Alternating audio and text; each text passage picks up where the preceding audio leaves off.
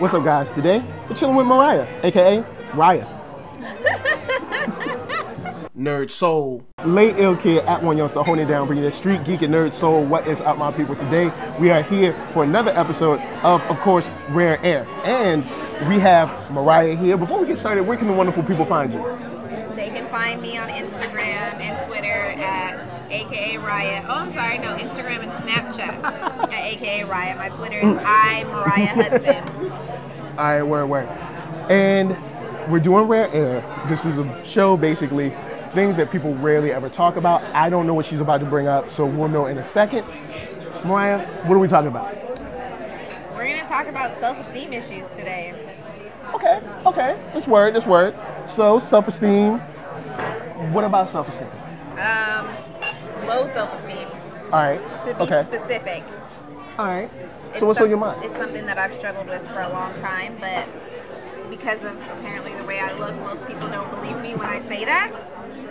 Just because I look this way. Apparently, because of the way I look, it's not possible for me to have self-esteem issues. But see, that's the thing. I'm not seeing what other people are seeing. I'm seeing what I see. Yes. And perception at many times could be reality.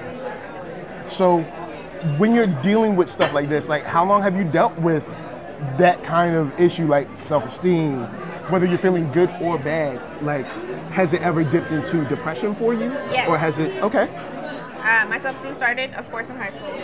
All right. Normal teenager stuff, but it progresses from there. I went to a majority black school. Word. And it's funny because colorism is a big thing right now.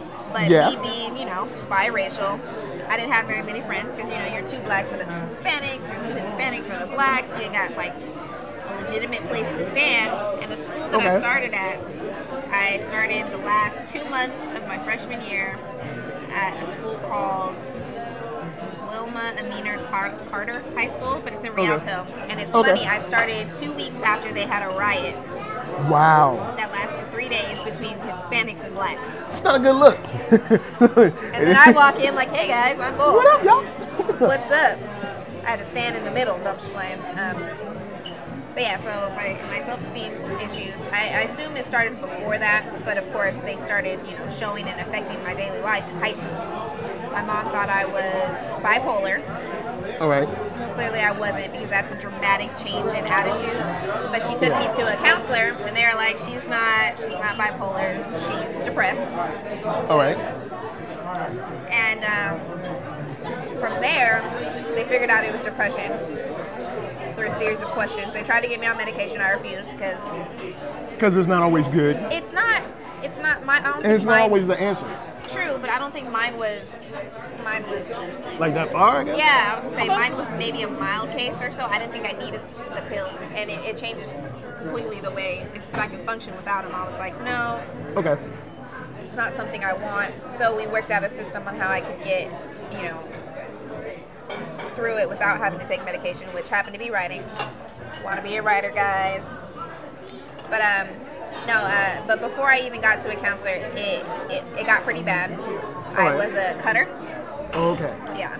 I used to cut my wrists not with razor blades. It wasn't a suicidal type thing. That's for white people. Mine was more of a control. Okay. Control of the pain. Alright. Because people can hurt your feelings, or they can be mean to you, or they can bully you, or trip you in the halls like they used to do me and bully you and stuff. And it's like you're feeling all this emotional pain, but there's not a physical outlet for it. And not to mention you can't control it yourself. So I would take little mustaches, I think they were. Take those and make little, and it was something that I could control. It was a pain that I could give or take away, or whatever the case may be. All right, because when I was going through mine, I would sleep the pain away. Like, if I can get through this work day, I can go home, I can sleep, tomorrow's a brand new day. That's how I got through. Yeah. Like, if I can just, when I wake up, everything will be new. It wasn't new, but I would convince myself, like, if I can get home, the day will be over, I can sleep, tomorrow's brand new, tomorrow's fresh. It would basically replay the same thing, but I would kind of sleep That's why people end up sleeping for days at a time, and that's one of the warning signs of depression too. Yeah. I had trouble and I got sleeping. there. Wow. Okay. They gave me Ambien. I didn't want to become reliant on pills. They gave me Ambien. Well, you also don't want to tweet certain things when you're on Ambien. You know, it's tough. Stuff out there. You never know. That was high school. To be fair, though, I also have slight obsessive compulsive disorder. Oh. So that's why I couldn't sleep, because I would obsess over one thing in my head over and over and over, and it's really hard to sleep when your mind is consistently working and working. See, I kind of do that, but it's all based on work. Like, I can do this, I can file that, I can list this, I can organize that. I kind of do that every now and then, but I've gotten good at just being like, okay, I'm done with it. So when you were in high school, what was your way to kind of like work through it? Was it just cutting, or was it something else? Afterwards, it was just cutting, but afterwards, I would seclude myself too. I think that's part of the reason why I'm an introvert now. Okay.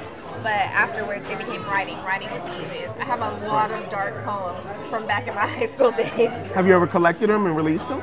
I have collected them. I haven't released them. I want to be a novelist now. All right. I have one book on like eBay and Barnes & Noble. Ah. It was like the first thing that I found, or that I wrote, that I thought was good enough to share. Mm-hmm. That's part of, self-esteem issues, complete self-doubt. Because someone else might be like feeling it. So I was proud of myself for doing that, but I didn't. You didn't push it. Yeah. I didn't like post it. I didn't tell many people about it, because it's like, okay, this is stupid. Why would I even bother to try? It's really hard to get past your to get over esteem. Yeah.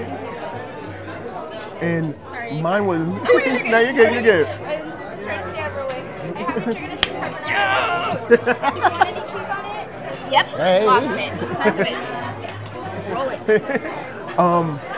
I will say one thing that I did was, a way to cope was making everyone else happy.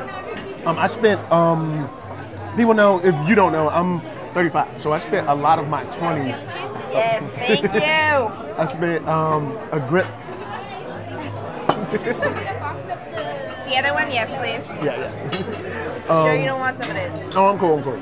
But I spent a good. Oh, sorry. Should I have it? Yes, please. No, it's too late now. Okay, cool. No. I just don't, because I know some people when you say no, they're like. Nah, I got a nephew that's crashing on my couch. He'll love it. Can you put cheese on top of that? Yeah. Oh, word. That's what I spent a lot of time trying to make everybody else happy. Trying to like be everybody's friend, that kind of thing. That was my thing. Like, make everyone else happy, kind of fix everybody else's problems. That was my issue, and that's kind of like what I went through. And I spent a lot of time making other people happy. You know what's funny? A lot of people don't. And it still doesn't work. A lot of people don't realize that blending in is it's a great way of shrinking yourself. Yeah. Because you're literally becoming like, not you, like everybody else. Yeah, you're literally kind of like, in a way, trying to disappear into the like, I guess, complacency of others, I guess, you know what I'm saying? And I know it's like the first time you start saying like, yo, I don't like that, the people that you've been like making happy for a long time, it's like, what? They ain't feeling that. Right. They ain't feeling that, y'all. So, after high school, did this progress into like college? Did this progress into like the work life? Did this project? I mean, it's not something, like depression it never really fully goes away. Yeah, it never goes away. It's kind of like asthma. It's like you have episodes. It still happens. Not as much as it used to, especially since I can feel it coming on. The self-esteem, apart from the depression, it's a constant thing. It's a constant thing. So the self-esteem is a constant thing? The self-esteem is a constant thing. The depression is more in episodes, but the self-esteem is a constant thing. I'm constantly self-doubting myself or telling myself I can't do something, or... So is it in terms of like work or ability or... Everything. Okay. Like I said, I want to be a writer, and I'm about to be 28. And this is the first time I'm actually really trying to put, because I'm like, you know what, fuck it, I might as well try. The worst they can say is no. Because for so long, it's like, oh no, it'll never happen. There's no point in you doing it. It's not good enough. This is like a hobby. Yeah, it's guys. Not. And it's funny because the way it all started, the self-esteem, the first self-doubts, self-hatred that came about, because a lot of people, they say like representation matters. For me, it was never that. Okay. I had people in high school making fun of the things that people want now. Like, my boobs came in high school. I was a late bloomer. overnight it was like A cup to like a D cup. People noticed, and they would like, I had, to this day, if you look at my yearbook, somebody wrote, "Don't topple down any stairs." Wow. When your body's changing that fast at such a young age, that's not something you make fun of. It is something weird to like, you know, because it's like you're going through this phase where it's like, you know, you're short and then all of a sudden you're tall, or you're tall and then all of a sudden you got big ears or small, you know, it's weird things where you're like, you got acne and, you know, there's tons of stuff, and these kids are going through these things, and then there are kids that are, I'll say, physically luckier, because, you know, everyone goes through their own thing, but you know, these kids that are kind of like at least physically luckier get to kind of punch down on the, you know, on the kids that, you know, maybe like acne hit too hard, or, you know, like, you know, or like don't topple down any stairs, or this kid is still short, he hasn't grown, he hasn't gotten tall yet, or, you know, whatever. That, or the Hispanics used to say the only thing black on you is your bottom lip. Wow.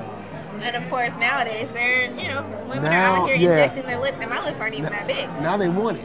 It's like, it's like, you know, hey, look, wait around long enough, you'll be cool.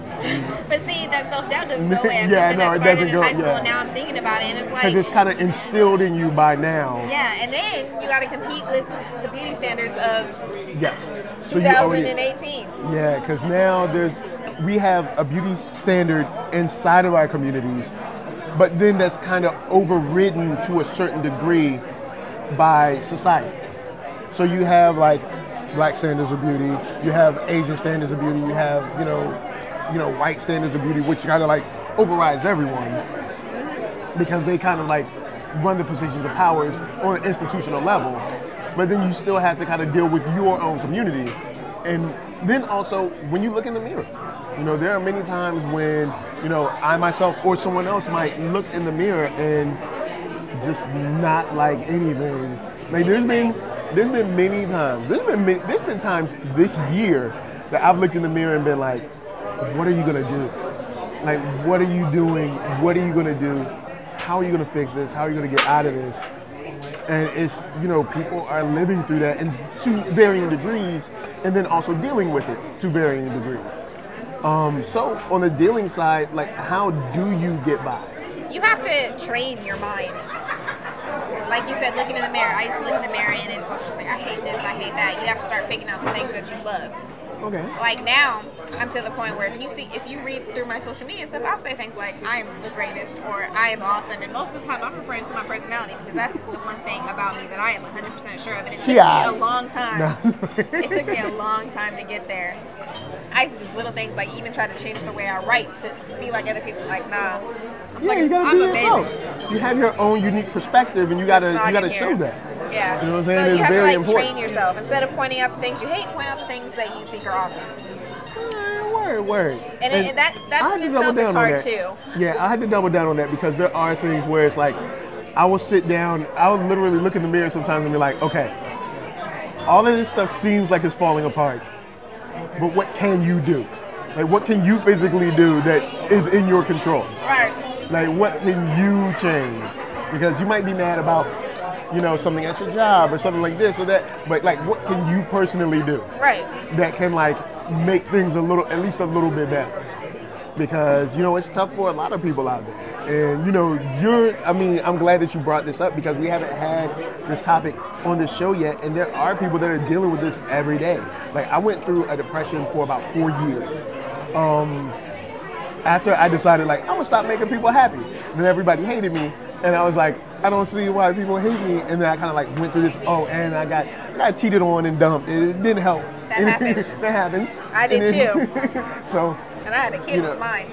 Oh, well, yeah. See, I'm glad that I did not have a child with that young lady. No diss to her now. But, you know, back then I was broken. I was, you know, done. And like for 4 years, all I did is go to work and come home and sleep. That's it. And like, it sucks. It takes a long time to build yourself up, and just a second to break you down. Yeah, it takes, like, I mean, even in the industry that we're in, on another tip, like with movies, it takes like, say, 2-3 years to make a movie, depending on the kind of movie. And like some people will jump up and be like, "Oh, it's trash." It's like, so the whole thing is trash. Like this. Now there are movies that but I mean, you spend so much life trying to. Say if you wanted to be a bodybuilder, you spend say 2-3 years being a bodybuilder. Somebody like, "Oh well, your shoulders could use work," and you're like, but what am I like? I'm super strong now. Right. And so I mean those words, and I think I remember you posted something about like the power of words, and you have it pinned on your Twitter actually, and it's like using the power of words to make someone's day just a little bit better is like it speaks volumes. I think it said words have been both my destruction and my salvation. Yeah. So see, girl, she deep. You know what I'm saying? I am. But it's those things like when you can either say them to yourself or when you hear them actually make huge changes, whether they're negative or positive. Right. The sad thing is that unfortunately, one negative thing can like knock out. Like you can have like 10 people come to you today and be like, "Yo, man, I read such and such, man. That thing was really dope. Never looked at it like that." Or such and such, I really love this character. Blah blah. One person comes and be like, "Your book is trash." and that's the one thing you dwell on. It's like, so guys, like I will say, don't dwell on it. Like don't, or if take it under advisement. Like if it's a genuine critique, but many times online. They're not genuine critiques. You have to be able to decipher between the people who are just hating just to hate. Yeah, because there's so many trolls online. There's so many people that are looking for chinks in your armor. And not just mine or yours, anyone's. That you have to like look through and like, is this a genuine critique, or is this someone that's just kind of like trying to break me down because it's fun to do? Right. And I hope that people can start to fend off the more negative for the sake of negativity. They're gonna have to. With times nowadays, people are just it don't look like it's getting no better. It don't look like it's getting no better. We got young minorities, like the little Asian chick that was in Star Wars, having to deactivate her account Oh, because yo, of bullying. B. That's Kelly Marie Tran. Yo, Kelly Marie Tran. So you don't want some of this? Oh, I'm like almost full right now. For real? All right. Well, but I'll take a little bit on this plate because I don't want to like be. I ain't trying to take your lunch. You're not. I ain't trying to take your cornbread. To go home. Your cornbread. But you know what, Kelly? And I mean, look at in Kelly's position. Like, all right, so Kelly goes through something that like is life changing. You know what I'm saying? She's in a Star Wars movie. Look at how dope that is. Right. And then people completely tear her down day after day, based on based on something that's kind of out of her control because she didn't write the movie, she didn't direct the movie. But even if it was in her control, there's a level of, I guess, dignity or respect, or maybe I'm asking for way too much on the internet. But it's like even when it got brought up, I was like, yo, people are still mad about Last Jedi? It's I was not like, that was even Christmas, just the dude. internet, though. It's real life. Like these people are being mean in real life. True. But it just, that amount of negativity to make somebody completely quit. Like Daisy Ridley closed her account because people were like mad at her about whatever. Daisy Ridley, she plays Rey, and She deactivated hers too. Yeah, for whatever they were saying to her, so they were mad about that. Then they're mad about this. They were mad about Finn. They were mad about John Boyega. Yeah. So they were mad about Finn's character. They were mad about. He stood his ground though. I gotta. Yeah. I like the fact that he was just like, you don't have to be mad. Right. So and like, there's a colorism thing right now that's making my self-esteem go worse. All right. So what is it with with colorism that's kind of like bothering you right now? Like about the whole conversation, I guess, online. It's been pointed out more now. It's always bothered me because, again, I'm biracial. So my dad is like Wesley Snipes black. He's darker than you, right? Like he's black. Most of my dad's side of the family is that damn dark too. And then you have my mom, who's the fairer side of Hispanic. Okay. But also her whole family, besides my auntie, speaks Spanish too. Okay.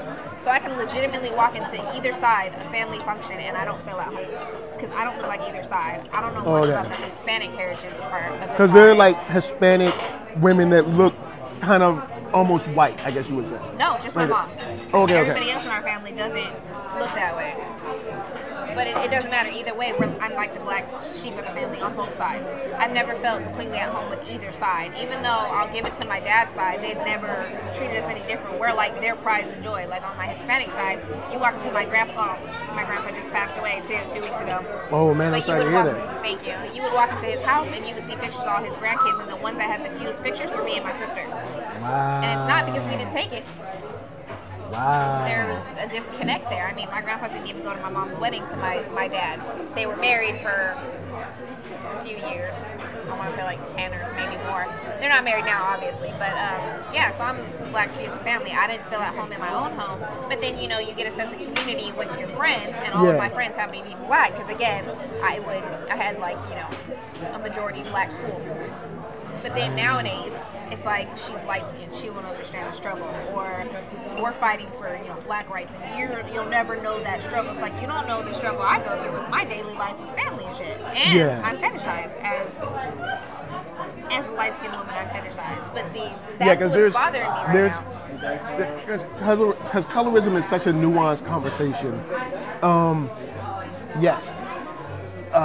Yes, American society prefers a lighter person. You know, the lighter, the better, as far as, you know, like, American society is concerned. But then there's very, very different, smaller distinctions in families, in communities that make things dicier.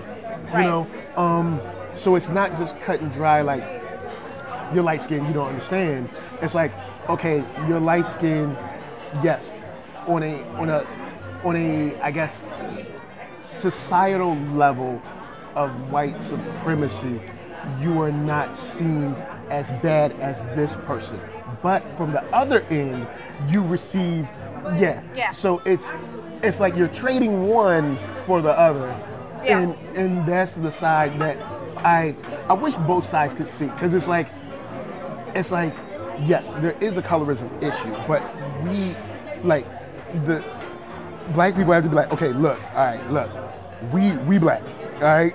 So like, look, right now we ain't got time to dice ourselves up, because due to what's going on in you know, politics today, in society today, based on the politics, it ain't gonna get better for a while. Right. So we need to get a little more unified, because it's gonna get tough. That's what's bothering me. I see it getting tougher. It's because I'm feeling like high school all over again. I have no place to stand. And Twitter is a tough place. That's what it brought it to my Twitter attention. is the They're worst. talking about the chick who was cast as Storm.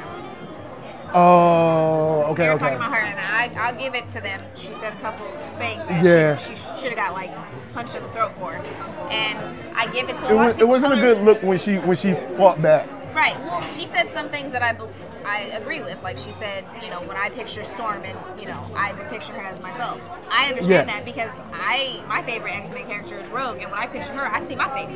Yeah. She's clearly a white girl. Yeah, clearly. And they're like, oh, she's like, she's clearly a white girl. They wanted to compare her to Zoe Saldana playing. Nina Simone. Nina Simone, but see, that's different. That's much different. She darkened her skin, and she should have been cast differently. X-Men is not, it's not that much of a, it's, you know, fantasy. They could have changed it. They didn't say that same argument when Domino was cast as a black woman with a white spot instead of a white woman with a black spot. Well, technically, she's sort of albino, or it's weird. She was a white woman, either way, with a black spot. She's white, you know, for terms of comic books, she's white. But they cast a black woman, and they didn't say nothing about the fact that she was light skinned. It just feels like they're choosing. There were white dudes that were mad about it, but it was so short. It was so short because like the director kind of shut it down. Ryan Reynolds kind of shut it down. So I guess that's another thing. We need other people to come in and be like, no, this is the decision. Right. You know what I'm saying? Because a lot of times actors are left on their own to kind of just film for themselves. But they're belittling them as an actor. She might have been the right person for that part. Yeah. And now X-Men, you know, they haven't really been going the right direction for a while. Really. But did they say anything about Halle Berry playing?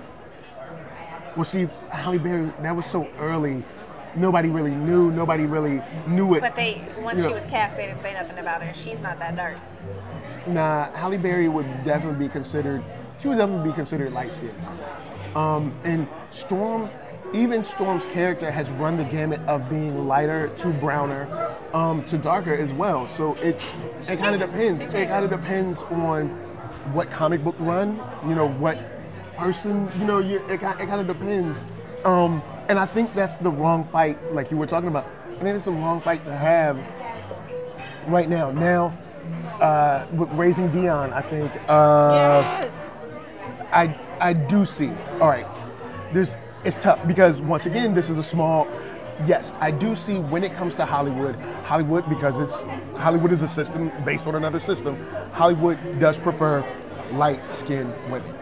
It was tough to see a black man then choose kind of something that reinforces what Hollywood is already down with, but at the same time, this is something that I don't think would have been able to get made, Without say a big name, 5, 10, stars, 15 years ago. So I have to weigh that. Like, yes, it's getting made, but it would have been nice because the original, I guess, test footage it came from, it was I guess brown skinned woman. Like kind of like my tone, kind of like brown, kind of like brown. But I guess it's because she was milk chocolate. Yeah, but I guess it's because the new cast is so much lighter. Like even when I saw it, I was just like, the kid and the mom. Yeah, but Michael B. Jordan is dark. Yes, but yeah, he's darker. But when I saw it, I was like, here it comes, because I know Twitter. Like when I saw it, I was just like, because I think I saw, I won't put her out, but I saw this girl that is at the forefront of always calling this type of stuff out. And when I saw it, I was just like, Mike, oh, why'd you do this? Because this is something that, I'm glad that it's being made. Normally it would not have been able, but I do see an argument where. No, it's definitely an argument. Colorism is definitely but a thing. Can we do it without? Is there a way we can do it without demeaning each other, because we are in the same boat together? And right. I know that is the wrong term to use, especially as black people in America. But we are in this together. Is there a way that we can have this without being disrespectful to each other? And that's why I didn't know how to handle that, because when I saw it, I was just like, see, that's what I don't think people are treading that line. They're just like, fuck it, we're gonna be disrespectful. Like, we hate this. But then they're in turn making the people who identify as black, like I identify mainly as black. It's just something that's always kind of been chosen for me, because again, majority black school. Yeah. I would like to not just identify as black. I'm getting closer to the Latina side, but I mostly have identified with black most of my life. And now the black community is basically telling me I'm not good enough. They're doing the same thing to me as the white community is doing to black people in general. Yeah, and it's a weird. I understand it's a weird line to toe, because as black people, you're like, yo, look, we deal with this. You don't deal with this, and this. But you're like, no, I don't deal with this, and this. But you make me deal with this, and this. So it's weird. And guys, we don't have I don't have the answer, Sway.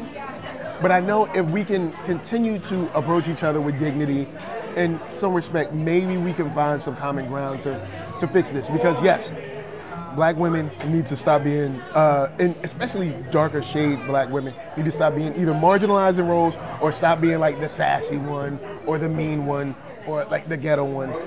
But Raising Dion, I'm glad that it exists. I'm glad that it's getting made. Right. And now I know when it comes out, someone's gonna make me feel a certain way for covering it, because they're like, oh, well, don't you know about this? Yes, I do know about that. But,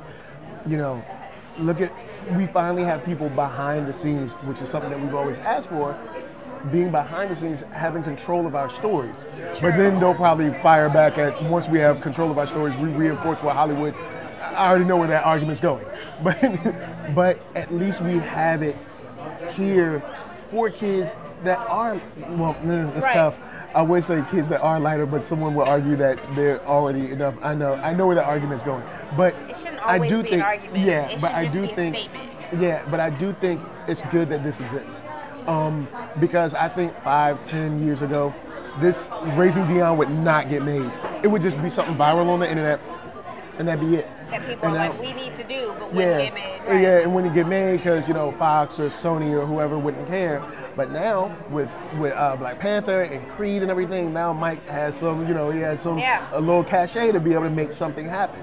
And we don't know who read for the parts and all that stuff too. So there's a whole behind the scenes thing that, you know, we need to think about and consider before just jumping on stuff.